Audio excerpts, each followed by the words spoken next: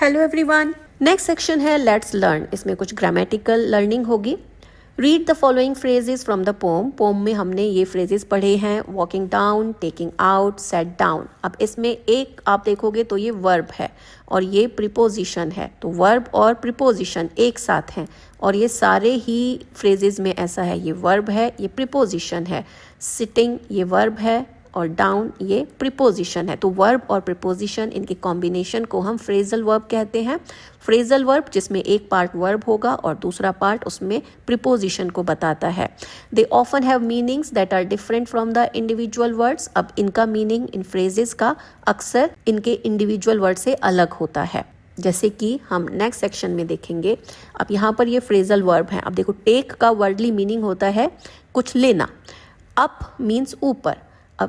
Take up, अब ये तो सेंस नहीं बनाता है, इसका कुछ और ही मीनिंग है, तो हमें ये मीनिंग यहाँ पर फाइंड आउट करने हैं। तो मीनिंग राइट साइड में दिए गए हैं, हमें मैच करना है।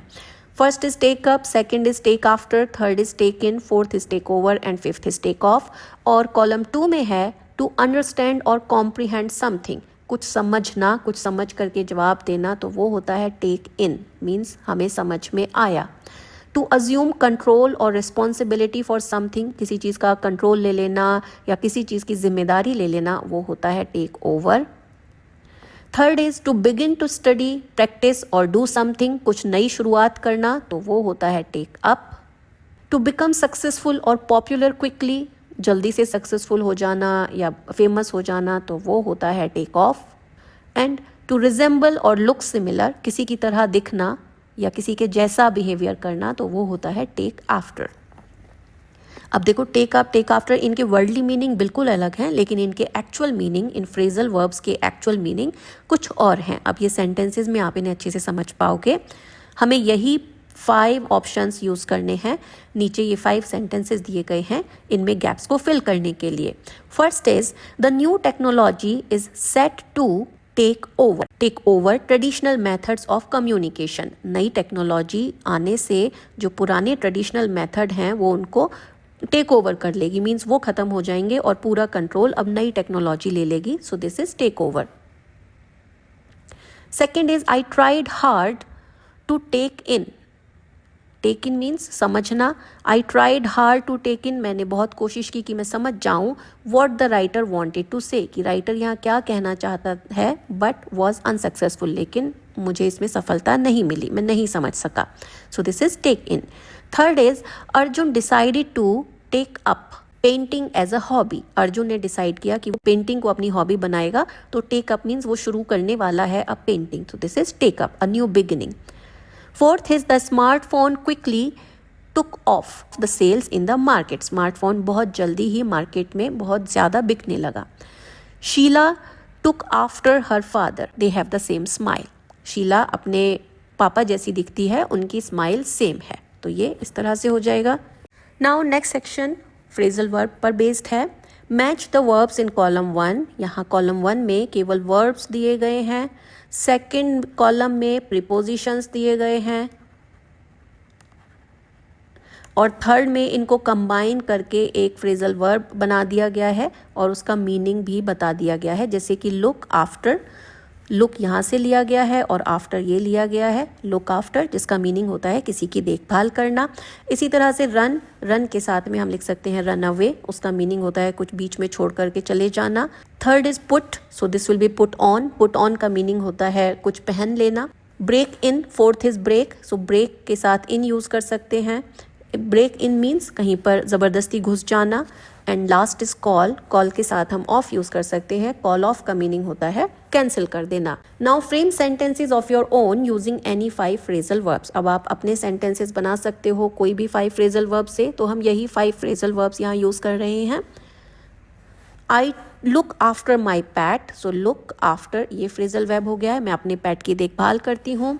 He runs away when he sees a dog, वो डॉग देख करके भाग जाता है, तो रन्स अवे ये लिटरल भी हो गया है। Put on some jewellery, put on, so ये फ्रेजल वर्ब हो गया। Put on some jewellery for the special party, special occasion के लिए कुछ ज्वेलरी पहन लो। The thieves tried to break in the bank, चोरों ने बैंक में ज़बरदस्ती घुसने की कोशिश की। The party was called off, call off हमारा फ्रेजल वर्ब था, अब पास्ट टेंस है तो हमने कॉल्ड ऑफ किया है। The party was called off due to rain, बारिश की वजह से पार्टी कैंसिल हो गई। तो इस तरह से फ्रेजल वर्ब्स आप यूज़ कर सकते हो, आप कुछ और सेंटेंसेस बना सकते हो। Now third is read the following words from the poem. Poem से हमें ये वर्ड पढ़ने हैं, वॉकिंग, स्टैगर्ड एंड हॉप। तो यहाँ पर जो वर्ब्स हैं, one is walk, then is stagger, then hop. Walk होता है चलना, स्टैगर होता है गिरते गिरते संभलना, और हॉप होता है उछलते हुए जाना। The given words denote the different ways of walking. ये सारे ही वर्ड एक वॉकिंग के तरीके को शो करते हैं कि कोई किस तरह से वॉक कर रहा है या चल रहा है या मूवमेंट हो रहा है। Arrange the words given in the box. अब ये बॉक्स में कुछ वर्ड्स हैं, one is sprint, trot and jog. ये सारे वर्ड्स वॉकिंग से रिलेटेड हैं, रनिंग से रिलेटेड हैं। नाउ हमें इसे increasing order of pace, that means pace होता है स्पीड, जिसमें स्पीड ज़्यादा है उनमें हमें अरेंज करना है। जैसे कि अब ये एरो ऊपर की तरफ जा रहा है तो ऊपर की तरफ इंक्रीज होगा। लास्ट में है स्टैगर, स्टैगर होता है गिरते गिरते संभलना, उससे थोड़ी सी तेज़ स्पीड होती है वॉक करते हैं तब होता है, उससे थोड़ी सी स्पीड होती है जब हम ट्रॉट करते हैं। तो जब आप थोड़ा तेज़ चल रहे होते हो तो वो होता है ट्रॉट। हॉप उछलना, and then it is jog, धीरे धीरे दौड़ना। उसके बाद आता है रनिंग, थोड़ा तेज़ दौड़ना, और लास्ट होता है स्प्रिंट, मीन्स बहुत तेज़ दौड़ना। 100 मीटर रेस के एथलीट्स को स्प्रिंटर कहा जाता है, स्प्रिंटिंग। नेक्स्ट सेक्शन है let's listen.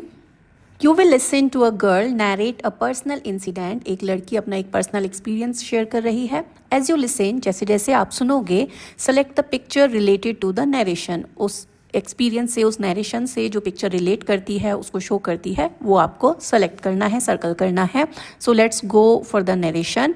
Hello, this is quite a funny incident. ये एक बहुत ही फ़नी इंसिडेंट है, एक फ़नी सी घटना है। वन डे, एक दिन, I was so pre occupied with preparing for my presentation. एक दिन मैं अपना प्रेजेंटेशन बनाने में इतनी ज़्यादा व्यस्त थी। प्री ऑक्यूपाइड मीन्स मेरे दिमाग में वही सब चल रहा था।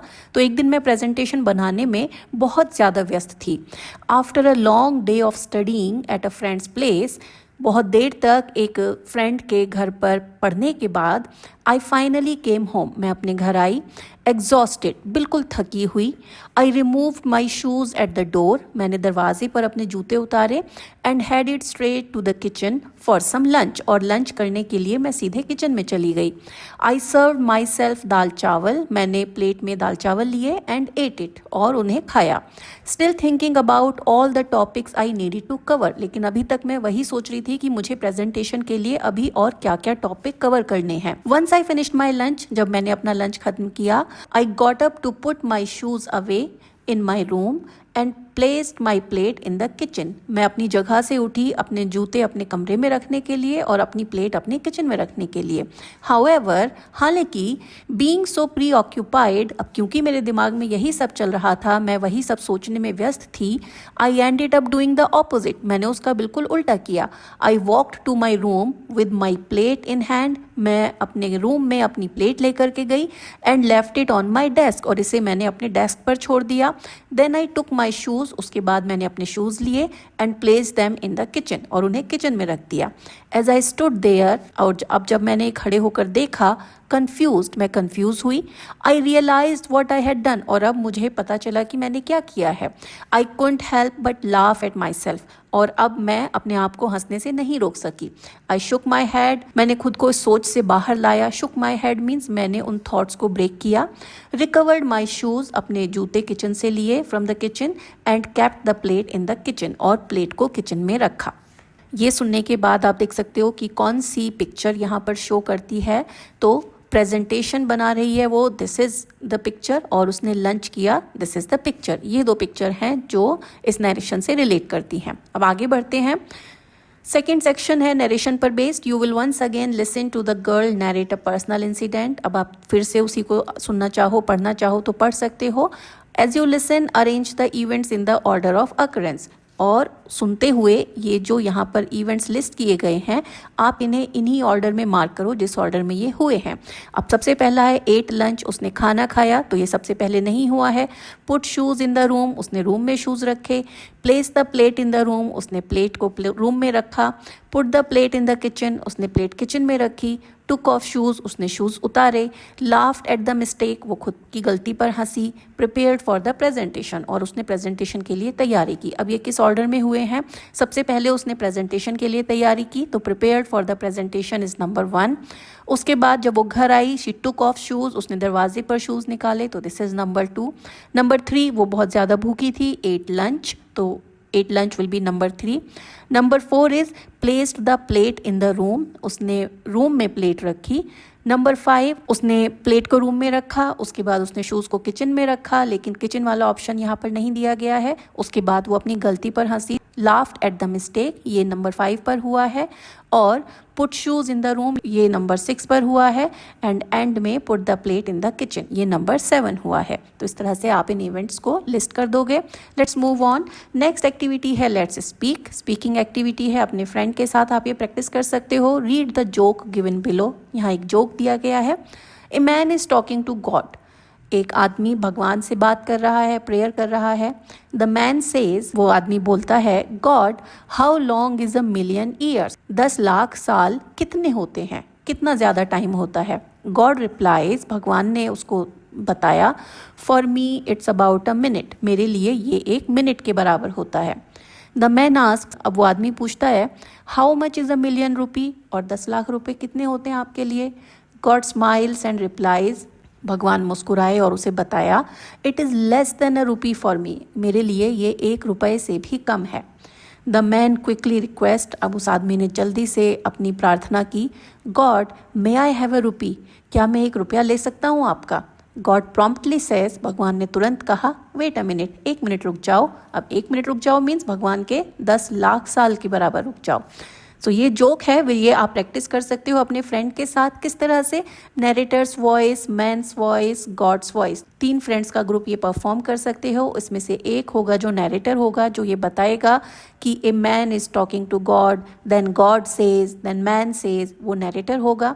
मैन्स वॉइस, एक फ्रेंड जो मैन का कैरेक्टर प्ले करेगा वो मैन के डायलॉग बोलेगा, एक डीपर सी वॉइस में, लाउडर वॉइस में, और एक जो गॉड का कैरेक्टर प्ले करेगा वो और ज़्यादा डीप वॉइस में और बड़ी शांत सी वॉइस में जवाब देगा। Now let's move on. A limerick is a nonsensical and funny verse consisting of 5 lines. Limerick 5 lines का एक पोम होता है, एक वर्स होता है। स्टडी द लिमेरिक गिवन बिलो, यहाँ कुछ लिमेरिक दिए गए हैं, आप इनकी राइमिंग स्कीम्स आइडेंटिफाई कर सकते हो। There was an old man with a beard, तो इसको हम ए स्कीम दे देते हैं। Who said it is just as I feared, तो ये सेम साउंड पर एंड हो रहा है, तो this is also a. 2 owls and a hen, this is B. 4 larks and a wren, this is B. Have all built their nests in my beard, this is A. तो लिमेरिक का rhythmic scheme हो गया है A A B B A। पहले 2 line rhyme करते हैं, उसके बाद के 2 लाइन राइम करते हैं, और लास्ट लाइन फर्स्ट लाइन से राइम करता है। इसी तरह का एक और लिमेरिक दिया गया है। There were 2 friends in Bengaluru's lanes, one loved books, the other flew planes, they would laugh and they would play, तो आप देखोगे ये lanes और planes ये सेम राइमिंग वर्ड्स हैं। they would laugh and they would play in their own unique way, ये B इनका rhyming pattern है। creating stories and flying in dreams trains, this is A। तो ये हो गया लिमेरिक, ये इसका रिदमिक स्कीम है, राइम स्कीम है। now follow the structure given below and write a limerick on your own, अब आप अपने आप से एक लिमेरिक यहाँ पर लिख सकते हो। for example, there was a child from Delhi who I had as my ally. We used to have big future plan. She chased dreams as fast she can. Our dreams took us to a beautiful valley. अब देखो लिमेरिक का rhyming scheme यहाँ पर match होता है। This is a, this is a, ये plan and can ये be, and valley and daily they rhyme, तो we have match to the limerick rhyme scheme A A B B A. This is a limerick. इस तरह से इस example को देख के आप और भी लिमेरिक क्रिएट कर सकते हो। Let's move on. Next section is let's explore. In ancient Indian literature and mythology, हमारे पुराने साहित्य में और mythology में, कहानियों में, हमारे ग्रंथों में, there are several humorous और funny characters who play important roles in the stories. ऐसे बहुत सारे कैरेक्टर्स हैं, मजाकिया कैरेक्टर्स हैं जो कहानी में एक important role रखते हैं। These characters often represent wit, humour and mischief, ये वो कैरेक्टर हैं जो अक्सर विट, इंटेलिजेंस के साथ में थोड़ा सरकाज़म होता है वो रिप्रेजेंट करते हैं। ह्यूमर लोगों को हंसाते हैं एंड मिसचीफ थोड़े से नॉटी होते हैं, शैतानी करते हैं। While conveying deeper moral lessons, ये सब करते हुए वो लाइफ लेसन्स बताते हैं। Here are a few well known funny characters, इनमें से कुछ कैरेक्टर यहाँ पर हैं जो शायद आपने सुने भी हों, जैसे कि Tenali Rama, Birbal, Mulla Nasruddin, king Vikramaditya and Betal. Take any story to read and share it with your classmates and teacher. अब इसके लिए आप चाहे तो तेनालीरामा, चाहे अकबर बीरबल, चाहे मुल्ला नसरुद्दीन या विक्रम बेताल, कोई भी एक स्टोरी बुक लेकर के उनकी स्टोरीज पढ़ सकते हो और ये क्लास एक्टिविटी है, आप अपने क्लास में शेयर कर सकते हो। We can identify the acts of the funny man with certain modern day activities that have playfulness or unconventional behavior. Poem में जो फ़नी मैन ने एक्ट किया है उसको हम रिलेट कर सकते हैं हमारे आसपास के कुछ एक्ट से, जिसमें लोग एक दूसरे को एंटरटेन करने के लिए कुछ ऐसी एक्टिविटीज़ करते हैं, कुछ हट के करते हैं। अनकन्वेंशनल होता है कुछ हट के करना, कुछ नया करने की कोशिश करना, that is unconventional. For example जैसे कि स्ट्रीट परफॉर्मर्स, जो लोग गलियों में कुछ करतब दिखाते हैं, या क्लाउन्स जो बर्थडे पार्टीज़ पर अक्सर जोकर्स होते हैं, सर्कस में होते हैं। Like the funny man in the poem में जो फनी मैन है उसकी तरह मॉडर्न डे स्ट्रीट परफॉर्मर्स और clowns often dress in unusual ways and do unexpected acts to entertain people.